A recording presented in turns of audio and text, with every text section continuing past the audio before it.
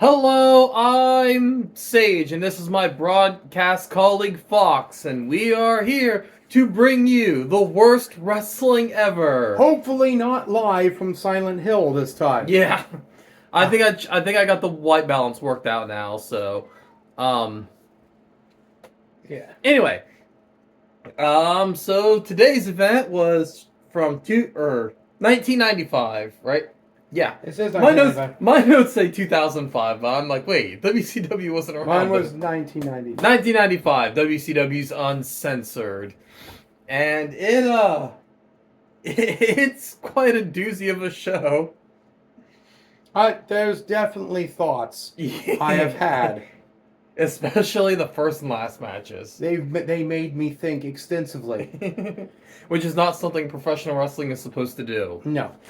So, we open with the King of the Road match between Dustin Rhodes and the Blacktop Bully. I thought I had that right. That's what I wrote there was Blacktop Bully. I was like, yep. Every time I heard it, it felt incorrect. No, that's because it's a stupid name. Yep. So, let me explain to you how this match works. They are on a flatbed truck with a weird makeshift cage built around it, filled with hay bales, and they're running around on this flatbed truck, which is driving down the road, and they have to, climb up on the cage thing and blow like a horn. It was like a fever dream. The whole thing everything about the match seemed bad. The truck camera, cabin camera, and for some reason WCW splurged for a helicopter camera, and all the angles on every camera were off. You couldn't see anything happening. Not that you were really missing anything. Yeah, because, remember, they were driving down an actual road with this. So, we're not talking about some closed course where the speed was constant. The driver had to keep speeding up and slowing down and making turns. So, these two guys had zero footing. There was no planning, no police escort, no regulated traffic of any kind. And they just did this. And the announcers couldn't even bother to work up enough energy to actually give a shit.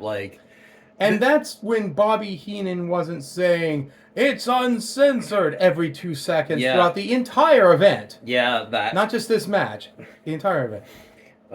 Yeah, and everybody talks about how bad Russo's gimmick matches were. This was pre-Russo, so... This was pre-Russo. This was pre-Russo, and so this was way more Russo than Russo. Yep. It's like, it's essentially a cage. It's lined with hay bales unevenly. There's no room or positioning to maneuver or do anything. The best part is when they had to stop the cats. Get off the curtain. Get down. Yes, you got very high. Now get down. So did the writers of this match. You don't know how to get down, do you? Oh, she's going, tearing up every bit of the carpet on the curtain on the way. Stop doing that. I think my favorite part was when shit was falling off the sides of the truck. Something actually fell out onto the side of the road. That is illegal. It's funny to sit here and talk about it with you, but it was a chore to watch. It was a logistical and production nightmare. And not only that, she's back on here. Get over here if you're so bored. Hey. Yeah, so the match ends. They're both kind of up on the pole. Bully hits, I think, an eye poke.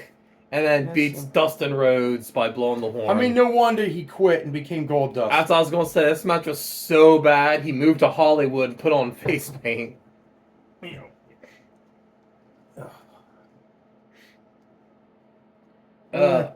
So they had a few segments. the one I noted here was Colonel Parker.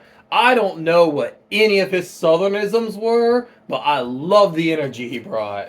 My note was Colonel Parker is a proto JBL. Yeah, kind of. But yeah, that was all I had to note. Was I don't know what any of his Southernisms were, but he clearly had a very large, stable Heenan family style. Yeah, that was just kind of the way things were throughout the late '80s and up through the mid '90s. Was people represented a lot of people. Like you said, you had Bobby Heenan, you had guys like what's his name? Jimmy Hart usually would manage like 20 people. Colonel Parker. All right. So next up, Meng versus Jim Duggan in a martial arts match. That's what I got. Oh, the referee is Kazuo Suniono, a black belt karate champion. A two-time karate champion at that time. I asked Ian when I was watching the match, I asked through text, is Ming Samoan? Yes. Because yes. Because Hacksaw did a headbutt to him and it didn't work at all in Hacksaw. So my question here is, why is this a martial arts match? This just seemed like a regular wrestling match to me. All I know is this is the most serious I've ever seen Hacksaw Jim Duggan, and I don't like it. And also, fuck Hacksaw Jim Duggan. He refused to respect the rules of martial arts and bow to his opponent. Instead, in USA... I'm like, boo, disrespectful. This is why everybody hates us in America. If he was dressing like normal Hacksaw instead of this reject biker nonsense that I hated, maybe he would have been more respectful. Yeah, I kind of have here. The match was, it was all right. It was a thing that happened. And the actual martial artist won the martial artist match. Yes, it ended when Parker grabbed Hacksaw's arm. Sonny Ono was trying to pull Hacksaw away from Parker, and then Meng hit a savate kick and won. Arn Anderson does a silly promo in a Jeep. I don't know why he felt the need to promo about a Jeep, but here we are. Can you know? Anyway, next match. Arn Anderson versus Johnny B. Bad is what I got. Yep, boxer versus wrestler match. A wrestling match structured like a boxing match. Are they high? Was my question. Yes, probably. I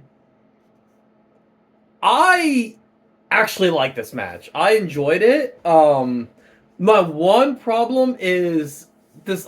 So in the match, Arn Anderson was allowed to use wrestling moves, but Johnny B. Bad could only use boxing moves. And Johnny B. Bad had to win by knockout. For those of you who don't know who Johnny B. Bad is, he was a Golden Gloves boxer who became Mark Marrow. I thought he looked familiar. Yes. The very unfortunate pseudo blackface spray paint. That was a unfortunate decision for his character, but yeah. So that's why he had the boxing thing. The one thing I don't like is Johnny B. Bad is throwing these punches, but they act like wrestlers don't throw punches all the time. Like Arn Anderson's like, what do I do against punches? Like the same thing you do against punches when you're in a wrestling match, bro.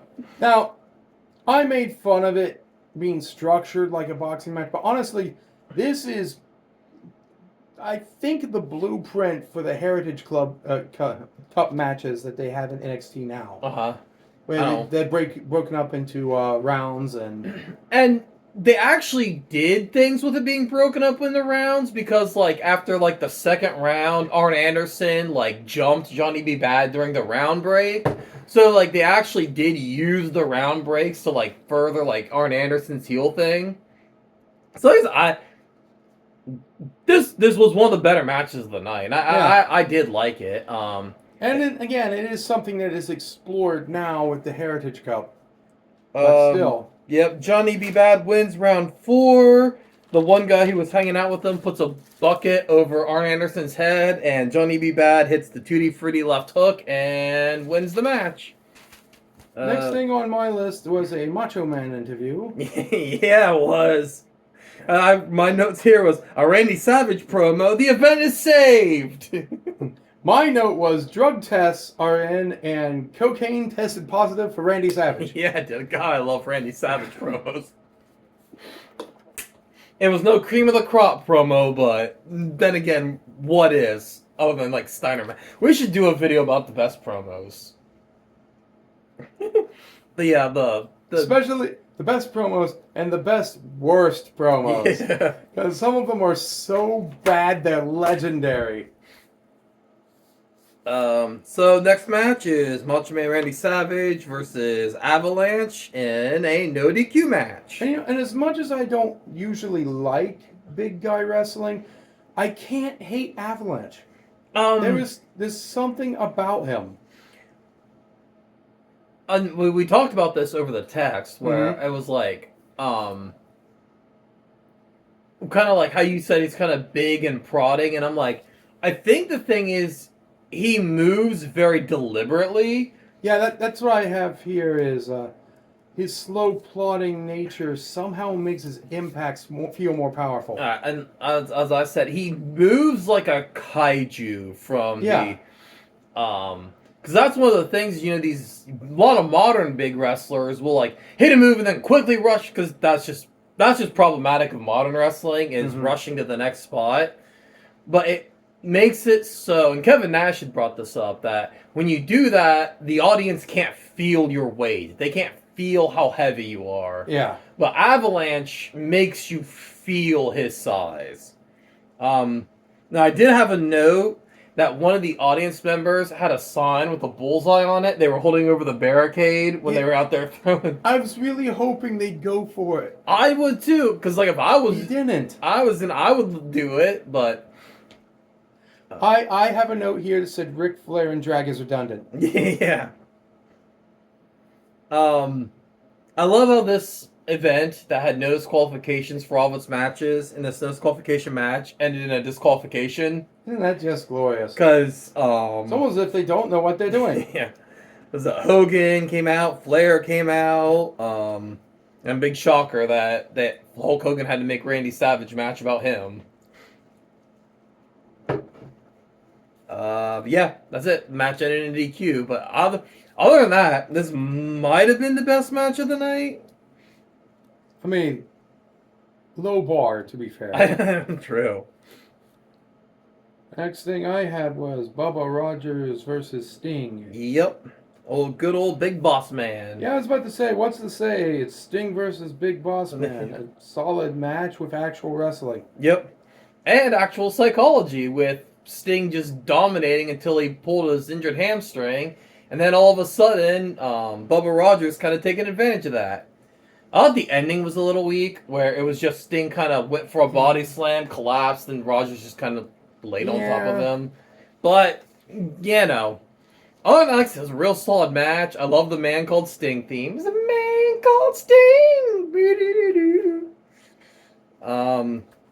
Yeah, there's not a lot to say. It was just an enjoyable technical match. Moving on from there was Harlem Heat versus the Nasty Boys. I do have a note about the Nasty Boys promo where Brian, whichever one it was, I don't know the two of them, is cutting a promo and he's doing the yelly, screamy thing, and he's no Randy Savage. He just can't sell the yelly, screamy promo. He just sounds stupid. But yes, Harlem Heat versus Nasty Boys in a no disqualification tornado match. Which I say yes, yes, yes, the Harlem Heat, and no, no, no to the Nasty Boys. Let's be honest, if Brian Knobbs wasn't Hulk Hogan's friend, the Nasty Boys would have been a forgotten nobody tag team in professional wrestling. They suck. They can't fucking wrestle. Match sucked. You call it a match? I call it an overglorified food fight with the concession stand. Yeah, pretty early they ran out into the concession stand and just kind of... I will appreciate one spot. Uh-huh. There was actually an attempted smothering by Cotton Candy. Not trying to pretend Cotton Candy had weight. They didn't do that. They actually trying to press the Cotton Candy into the guy's face. Yeah. And it's like, so a smothering, that's interesting. I I noticed that multiple times they had slipped on the concessions that they'd spilled on the floor. That's a clear sign you should wrap it up Yep. when it starts getting too slippery. I don't even have a There note. was a kick out you didn't see until they hit replays. Because it was off camera, and then they hit the replay of when it actually happened. I couldn't even tell you. I don't even have the note on who won this match because like the ending just kind of didn't happen. One of the Nasty Boys pinned one of Harlem. Oh yeah, you couldn't see anything. No. This is another problem with like the Blacktop or the King of the Road match was they were fighting that concession stand setup. The cameras were like so far back, and it wasn't properly lit, so you couldn't see in anything. Yeah, it's good. All right, main event. We get a quick promo where Vader and Ric Flair yell a lot, and they both sell it. Yep, Hogan versus Vader in a Yapapaya strap match, brother. Yeah, why not? And Hogan has the ultimate surprise, with just some chuckle fuck doing Ultimate Warrior cosplay. All I know is he had ketchup and mustard over his face. Yeah. Someone teach this guy a thing what a napkin is, renegade. I will say I did like Ric Flair selling Renegade's no-selling of his punches. Ric Flair's like hitting Renegade and Renegade's no-selling it, and Ric Flair's like having a mental breakdown over it. Because this match would have been unbearable had it not been for Ric Flair, if we're being honest. Yeah, Renegade was a really bad Ultimate Warrior cosplay. It was far less distrusity and more mediocrity. One of Vader's problems, one of the problems here is Vader is at his best when he's being this indomitable monster when the guys he's wrestling bump for him. And that doesn't work for him, brother. Yep, Hulk Hogan is done. And I know Hulk Hogan is really good when it comes to fighting the evil giants, but I felt like there was no heat here. Once again, so much of the match was overbooked with Renegade and Ric Flair and the Jimmy Hart being tied up backstage and angle. My goodness, it cut to Renegade and Ric Flair a lot, so you really didn't see the match that much. I was never that big of a fan to strap force corner matches anyway, but yeah, for a second I forgot Vader was even fighting Hogan. Yeah, right. I was like, I knew Vader was there, but I forgot who was fighting. Also, Hogan didn't win. I will say, I will give Hogan props. He does take a big choke slam from Vader, which I didn't think he was going to take a big spot like that.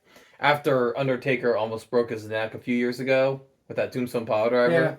Yeah.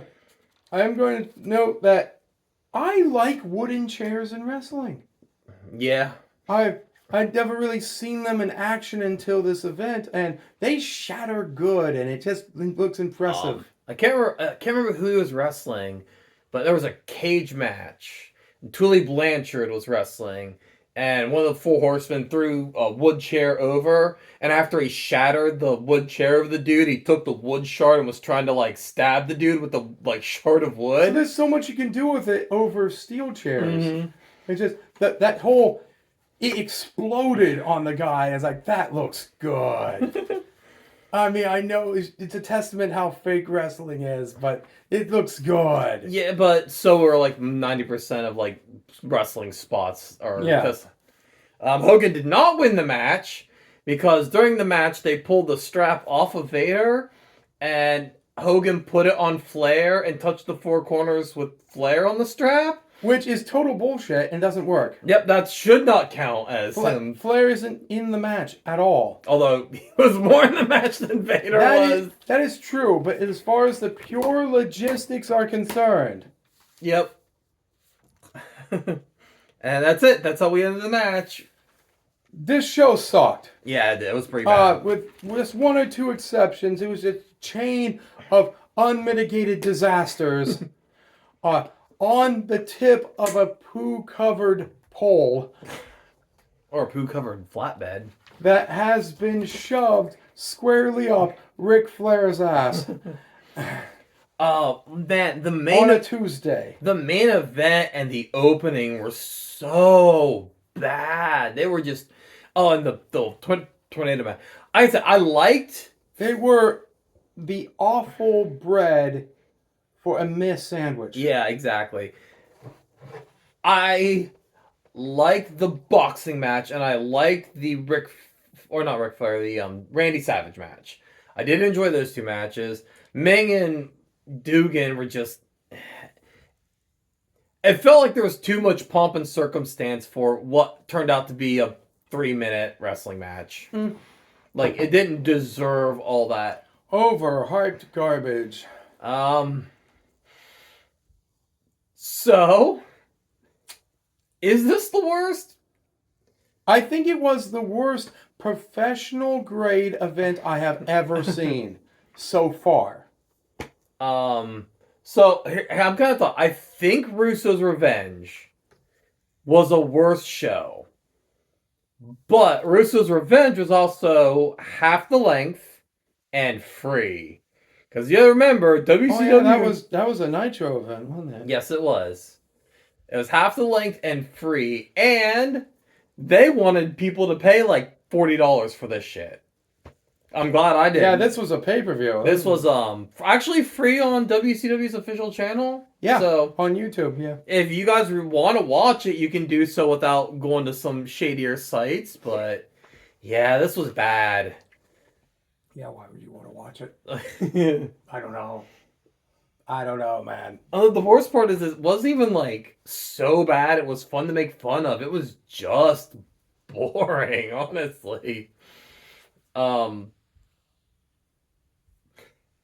It is way more interesting for us to sit here and describe the King of the Road match than it was to have sat there and watched it. Yeah. But anyway, so if you would like to see what we're doing, hopefully we can get together for December, but winters out here in Appalachia can get kind of nasty.